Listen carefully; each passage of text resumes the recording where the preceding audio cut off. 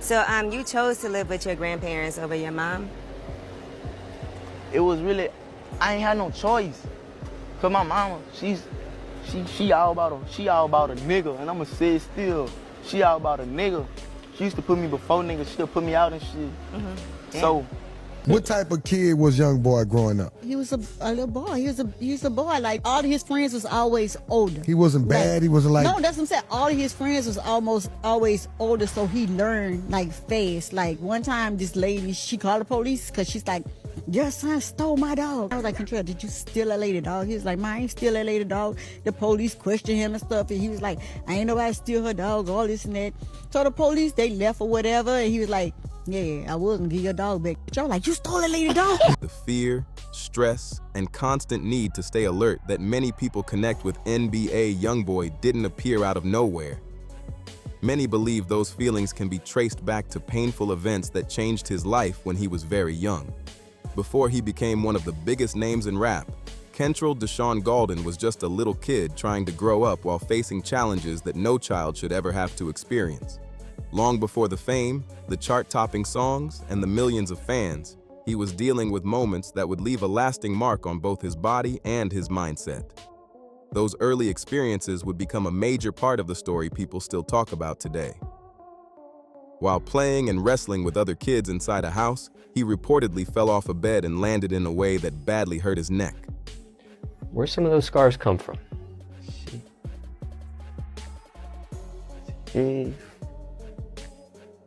This from a halo, you know, the thing with the screws in your head. I broke my neck when I was 4. I was wrestling, and my grandma was in the back room. These my people, my nigga Posey texting me from jail. You hear me? But say, my mama called too. But hey, I was wrestling in my grandma back room when I was 4. But the dude was down from down the street.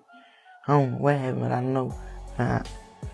Nigga slammed me, and I fell on my neck. I fell out the bed, and I remember my shit from like being from right here to right here. I couldn't move. My mama ain't no kind of got me. I was crying. I'm in the other room. I'm like, they trying to, I'm like, no, don't touch me, don't touch me. His family quickly rushed him to the hospital after he complained about severe pain, hoping doctors would immediately figure out what was wrong. However, the injury was reportedly mistaken for a simple neck strain, and he was sent home wearing only a basic foam neck collar. As the days passed, the pain never went away and reportedly became even harder to ignore. His family knew something still wasn't right and continued searching for answers. After another medical examination, doctors discovered something much more serious. According to reports, he had actually suffered a broken neck, making the situation far more dangerous than anyone first believed. What first seemed like a routine injury had turned into a life-changing medical emergency. To help the injury heal correctly, doctors placed him in a halo brace that kept his head completely still for several months. The device was attached with metal pins that secured the brace in place, making the recovery long, painful, and physically demanding. For such a young child, simply getting through each day reportedly became a huge challenge as he adjusted to the restrictive medical device. The experience left permanent marks across his forehead, and those marks have remained visible throughout his career. Fans have spotted them in countless photos, interviews, live performances, and music videos over the years, while some critics and online commenters have unfairly mocked his appearance because of injuries he reportedly suffered during childhood. Instead of disappearing with time, those visible reminders became a lasting part of his public image and a constant reminder of one of the earliest hardships he ever faced. As if the painful medical recovery wasn't enough, Kentrell reportedly faced another heartbreaking moment when he was only 10 years old. He experienced the loss of someone who meant a great deal to him, a neighborhood friend and mentor named David Cobb, better known around the area as Lil Dave. Even though Lil Dave was several years older, people close to them have described him as someone who looked out for Kentrell like a younger brother. He reportedly introduced him to parts of neighborhood life, from playing dice games to learning how people earned money for clothes and other everyday needs. Their friendship became one of the strongest influences during Kentrell's early years, giving him someone he admired and trusted while growing up in a difficult environment. That close bond came to a tragic end on March 27, 2010, during a community event on Woodpecker Street in Scotlandville. The gathering had reportedly been organized to honor local young people who had already lost their lives to gun violence and to encourage peace in the neighborhood. Many people attended, hoping the event would bring the community together and remember those who had been lost. But instead of bringing everyone together, the situation reportedly turned chaotic after an argument escalated. During the violence, Lil Dave, who was 16 years old, was fatally struck, leaving the crowd in complete shock and changing many lives in an instant. What was meant to be a peaceful day reportedly ended in another heartbreaking tragedy. Even though hundreds of people were reportedly nearby that day, the case was never solved. Reports have long suggested that very few people were willing to speak with investigators, making it extremely difficult for authorities to identify who was responsible. As a result, Lil Dave's family never received the legal answers they were hoping for, and the tragedy continued to leave painful questions behind. For many in the neighborhood, it became another painful reminder of how difficult it could be to find justice after acts of violence. For Kentrell, that loss reportedly became one of the defining moments of his childhood. Many listeners believe the grief and emotional weight from that day later appeared throughout his music, where he often spoke about pain, loss, and the memories of people he cared about. Across many songs, he reflected on those difficult emotions and the lasting impact that heartbreaking day had on his life and mindset. Fans have pointed to those lyrics as some of his most personal work, believing they reveal just how deeply those early experiences stayed with him for years afterward. Life at home offered Kentrell very little stability, and that made everything happening around him even harder to deal with. During his childhood, both of his biological parents were largely absent from his daily life, leaving him without the kind of support many children depend on. One of the biggest turning points came on December 1st, 2009, when Kentrell was just 8 years old. That day would change his family's future in a major way and leave a lasting impact on his life. From that point on, the challenges facing his family reportedly became even more serious, adding another layer of uncertainty to an already difficult childhood. According to court records, his biological father, Jeffrey Tate, who has also been identified in some legal documents as Jeffrey Staten, was accused of taking part in an armed robbery at Alb's Market in Baton Rouge along with 3 other people, including his brother, Dallas Staten. During the robbery, authorities said an employee named Sam Tran was threatened with a firearm while working at a check cashing counter. Investigators also alleged that the employee was struck after not moving quickly enough. Reports further stated that after another participant restrained the employee with zip ties and covered his head, the situation escalated even more, and the employee was shot in the leg before the group fled the scene. The violent incident shocked those involved and eventually became the focus of a major criminal investigation. The investigation moved quickly, and the case was solved soon afterward. According to reports, one of the participants, Dallas Staten, cooperated with investigators during questioning and provided information about what authorities believed had happened. Court records indicate that his cooperation became an important part of the prosecution's case, even though investigators also alleged he had participated in the robbery himself. The evidence gathered during the investigation ultimately played a major role in the legal outcome, permanently changing the future of Kentrell's family and leaving him to grow up with his father absent for most of his life. Following the case, Jeffrey Tate received a lengthy prison sentence that included convictions connected to the robbery and the attempted killing of the employee. The sentence meant Kentrell grew up without his biological father in his everyday life, leaving a major gap during some of the most important years of his childhood. What inspired you to make that song? Going off comments. You know, just wondering what he think about all this shit. Yeah. Like shit that other people have something to say about. Like, what do you think about it? Then it just went to the studio from now. I like how you opened that record. You said like, "Hey Pop, you proud of me?" You feel like he might be proud of you at this point? Yeah, I think he proud. Years later, after becoming successful in music, reports have said that Kentrell stayed in contact with his father through regular phone calls and also provided financial support, despite the fact that they had not seen each other in person since he was very young. I talk to my daddy every day. He just be wanting money and shit though. But I'll be on some shit like, I don't know. I still call him daddy though to make him feel like somebody.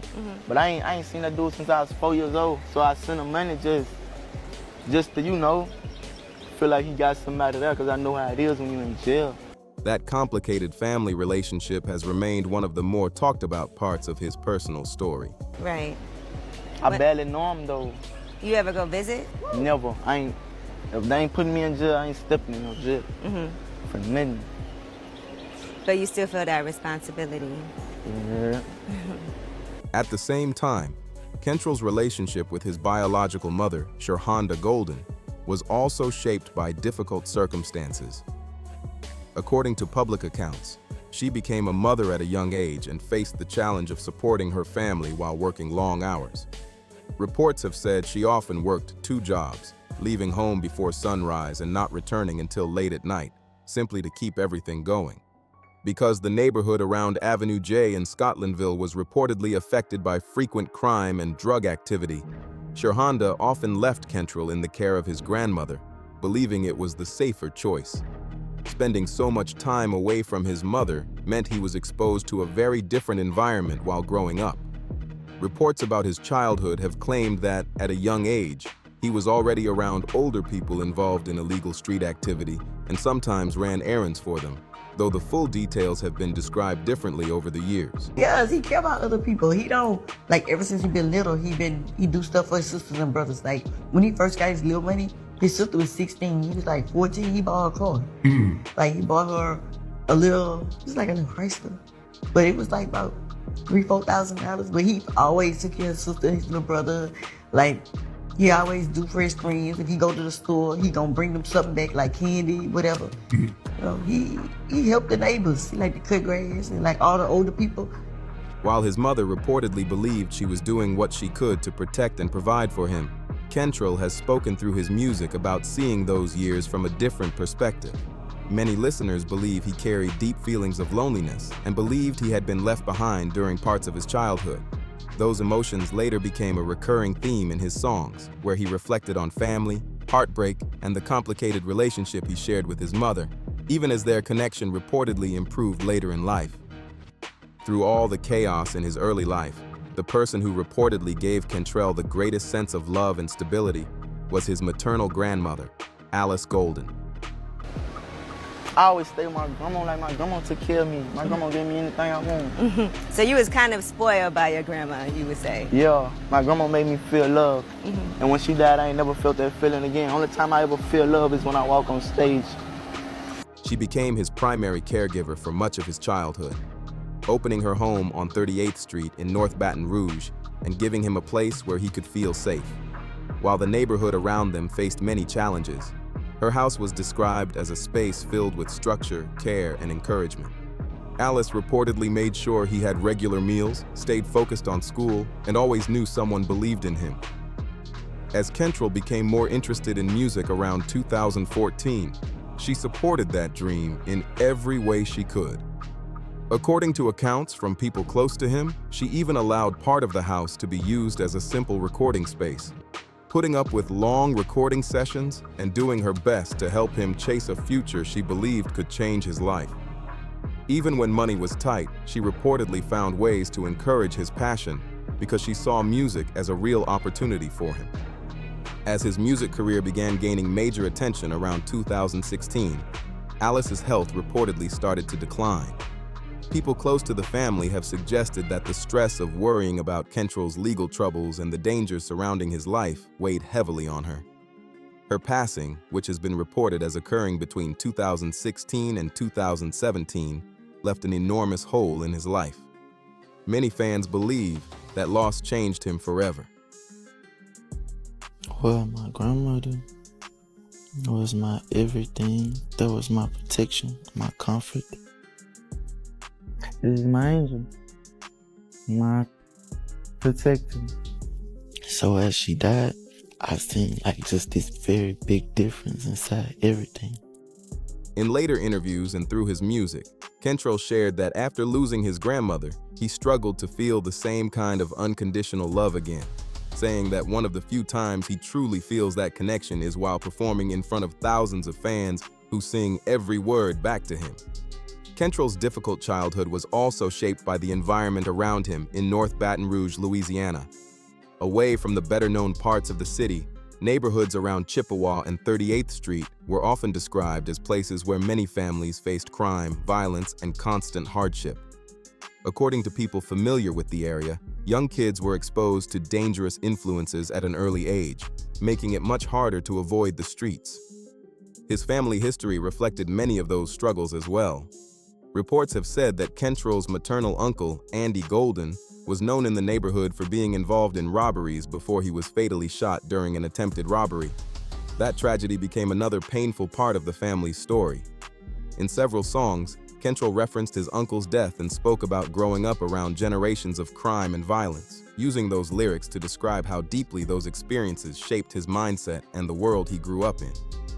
In the end, the combination of family struggles, serious childhood injuries, and growing up around violence helped shape the complicated person the world now knows as NBA YoungBoy. By the time Kentrell Golden was just 16 years old, his life looked nothing like that of most teenagers. Instead of focusing on school, sports, or everyday milestones, he was dealing with major legal challenges while his music career was taking off at an incredible pace. It was a path filled with pressure, success, and constant obstacles all at once. As the years went on, he became one of the biggest names in modern rap, building a career that has reportedly earned him well over $100 million while also raising a large family. Even with that success, his journey has continued to include public legal cases and personal struggles that have kept him in the headlines. His story has remained far more complicated than a typical rise-to-fame narrative, showing how childhood experiences, family circumstances, and the environment someone grows up in can have a lasting impact well into adulthood. Kentrell has also spoken through his music and interviews about dealing with anger, pain, and difficulty trusting people around him. Whether someone sees him as misunderstood, controversial, or simply a product of the circumstances he faced, his story continues to spark debate among fans and critics alike. What do you think about NBA YoungBoy's journey? Do you believe his difficult childhood helps explain many of the choices he has made later in life? Or do you think people should be judged only by their actions as adults? Share your thoughts in the comments below. If you enjoyed this video, don't forget to leave a like, subscribe to the channel, and turn on notifications so you never miss our next story.